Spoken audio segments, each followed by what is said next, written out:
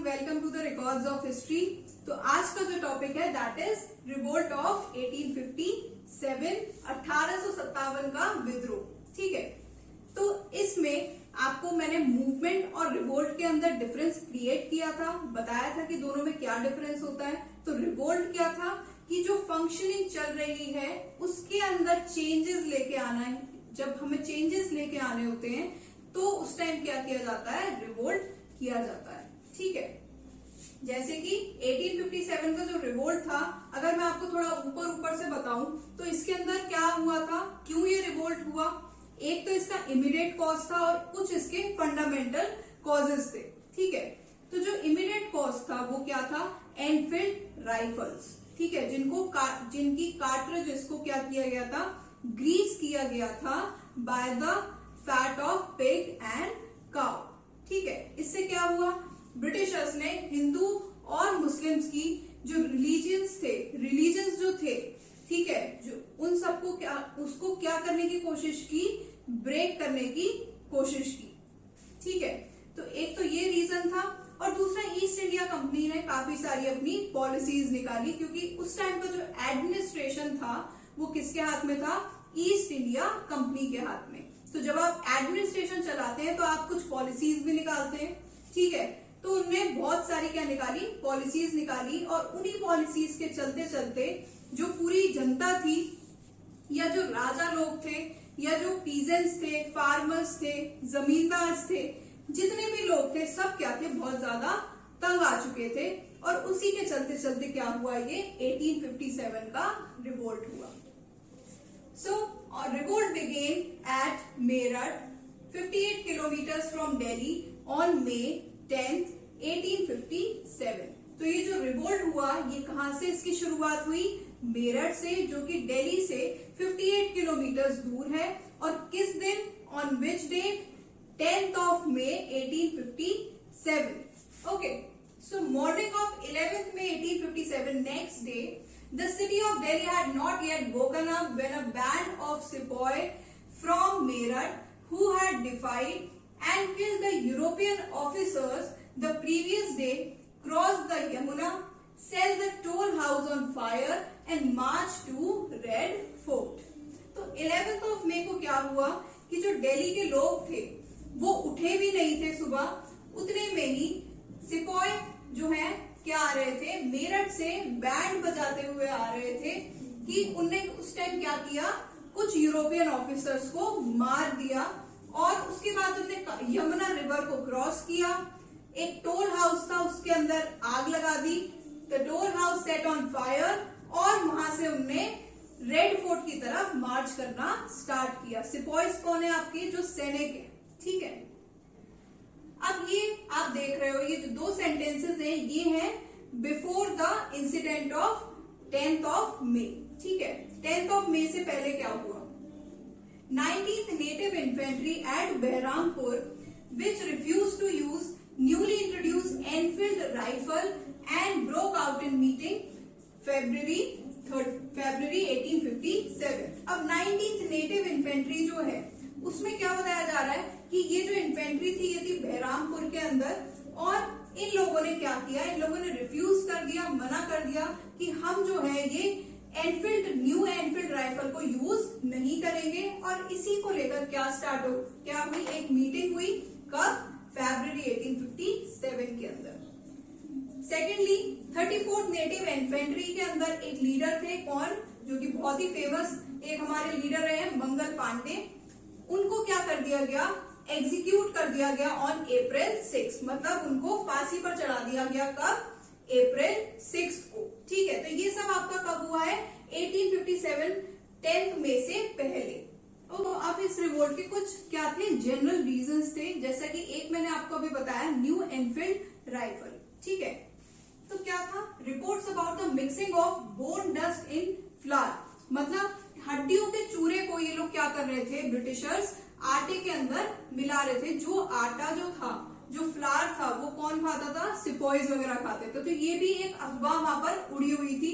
और दूसरी जो चीज थी वो थी आपकी न्यू एनफील्ड राइफल, जिसको किससे ग्रीस किया जा रहा था, fat of pig and cow fat से।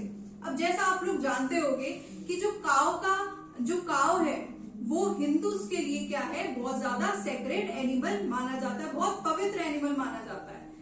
और जो पिग है उसको क्या माना जाता है, मुस्लिम्स में सेक्रेड नहीं माना जाता है। ठीक है, तो यहाँ पर हिंदू और मुस्लिम के जो रिलीजन्स थे उनको ब्रेक करने की क्या करी जा रही थी, कोशिश करी जा रही थी। And that is why sepoys felt their religion was in great danger. और इसी वजह से जो सैनिक थे, जो सिकॉइज थे, उनको क्या लग रहा था कि जो उनका रिलीजन है वो क्या है, बहुत ज्यादा डेंजर में है।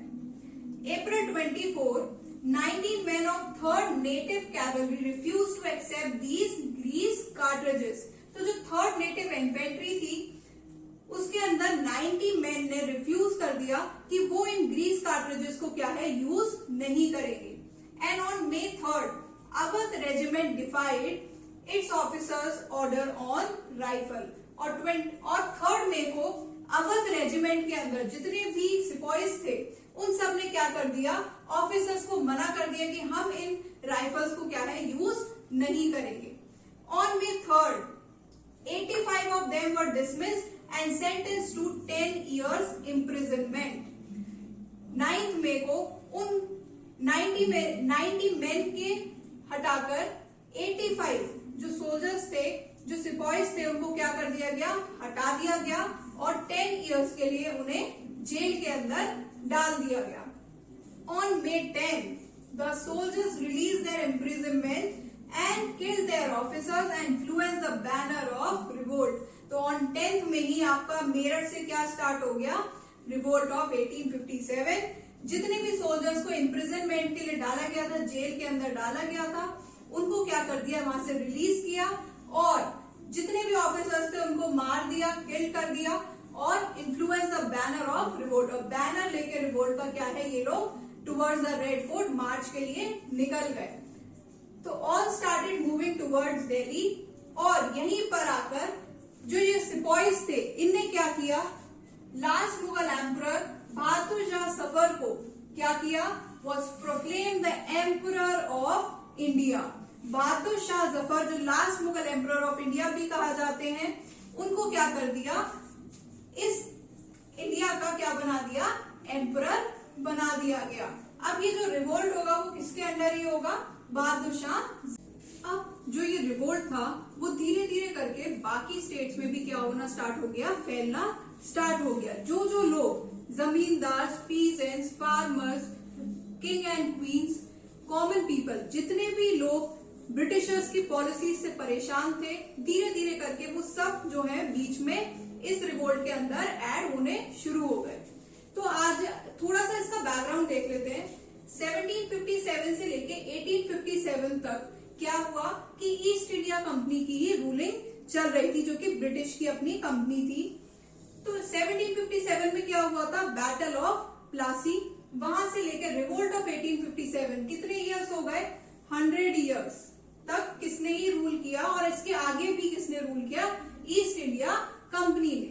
तो जब भी कोई कंपनी जो है रूल कर रही है तो वो अपने कुछ क्या बनाएगी, एडमिनिस्ट्रेटिव पॉलिसीज निकालेगी। ठीक है, अब वो क्या है, वो पॉलिटिकल भी हो सकती है, सोशल भी हो सकती है, रिलीजियस भी हो सकती है, कल्चरल भी हो सकती है। ठीक है, तो इन्हीं सब पॉलिसीज के चलते चलते जो हम आगे अब क्लास में पढ़ेंगे, उसी के चलते चलते जो है क्या हुए, 1857 का रिवोल्ट स्टार्ट हुआ। अब ये कुछ पॉइंट्स हैं जो कि इस रिवोल्ट के लिए बहुत ज्यादा इंपॉर्टेंट है कि हम कैसे ये एनालाइज कर सकते हैं इस रिवोल्ट के अंदर कि किस किस ने पार्टिसिपेट किया और क्यों किया। ठीक है, तो आगे के हम वीडियोस में यही जानने की कोशिश करेंगे, आगे की क्लास में यही जानने की कोशिश करेंगे कि इन सब लोगों का क्या रीजन था, क्यों ये इस रिवोल्ट में एंटर हुए। तो ये कौन कौन लोग हैं, participation seen from kings and queens, zamindar, civilians, peasants, workers etcetera, Muslim community. और ये जो रिवोल्ट आप देख रहे हैं 1857 का, ये रिवोल्ट जो था आपके इंडिया के नॉर्दर्न रीजन का ही रिवोल्ट था। ठीक है, इसमें सदर्न रीजन तक ब्रिटिशर्स ने इतना जो है इंटरफेरेंस नहीं किया। तो आपको इस रिवोल्ट के अंदर ये समझ में आता है कि ये जो रिवोल्ट था इसका जो एरिया था वो क्या था, northern region of India. Alright, now the reasons and the causes of 1857 revolt. क्या कारण थे जिसकी वजह से ये 1857 का विद्रोह हुआ? तो इन कॉजेज को I have divided into two parts, immediate cause and the fundamental causes. तो इमीडिएट कॉज क्या था, न्यू एनफील्ड राइफल और द ग्रीस कार्ट्रिजेस। जैसा कि मैंने आपको अभी बताया कि जो एनफील्ड राइफल थी उनको यूज करने से सिपॉइज ने क्या कर दिया, मना कर दिया। क्यों? क्योंकि वो ग्रीस्ड थी, किससे, काओ और पिग के फैट से। तो जो सिपॉइज थे उनको क्या लग रहा था कि उनका जो रिलीजन है उसको ब्रेक करने की क्या कर रहे हैं, ब्रिटिशर्स कोशिश कर रहे हैं। ठीक है, इसको हम आगे और डीप में भी पढ़ेंगे। Next, fundamental causes. अब ये जो कॉज था ये आपका इमीडिएट कॉज था कि ये इंसिडेंट हुआ और उसके बाद ये रिवोल्ट ब्रोक आउट हो गया। ठीक है, लेकिन जो फंडामेंटल कॉजेज है आपके, ये पिछले 100 सालों से चलते आ रहे थे, जब से ब्रिटिशर्स यहाँ पर आए थे। ठीक है, तो फंडामेंटल कॉजेज के अंदर और क्या आता है आपका, political, economic and administrative causes, social, military and cultural and influence of the outside events. तो कुछ ऐसे भी इवेंट्स हुए जिनका जो है इन्फ्लुएंस पड़ा किस पर, 1857 रिवोल्ट पर। अब अगर मैं बात करूं आपसे पॉलिटिकल कॉजेस के बारे में, तो पॉलिटिकल कॉजेस के अंदर क्या आता है, ब्रिटिशर्स ने कुछ पॉलिसीज निकाली धीरे धीरे सारे स्टेट्स को कैप्चर करने के लिए। ठीक है, अगर आपने कभी सुना हो the policy of subsidiary alliance, ठीक है, उसके बाद उन्होंने क्लेम टू सुप्रीमेसी एक पॉलिसी निकाली। उसके अलावा उन्होंने एक थर्ड पॉलिसी निकाली which is known as annexation policy और द पॉलिसी ऑफ एनेक्सेशन, हड़प की नीति। ठीक है, अगर मैं हिंदी में बोलूं तो हड़प की नीति, जो कि किसने निकाली थी, लॉर्ड डलहौजी ने। ठीक है, जिसका एक और नाम दिया जाता है डॉक्ट्राइन ऑफ लैप्स। ठीक है, तो आगे की क्लासेस में मैं आपको इन पॉलिसीज को और फंडामेंटल कॉजेस को हम क्या है डिटेल में पढ़ेंगे। Stay tuned for the part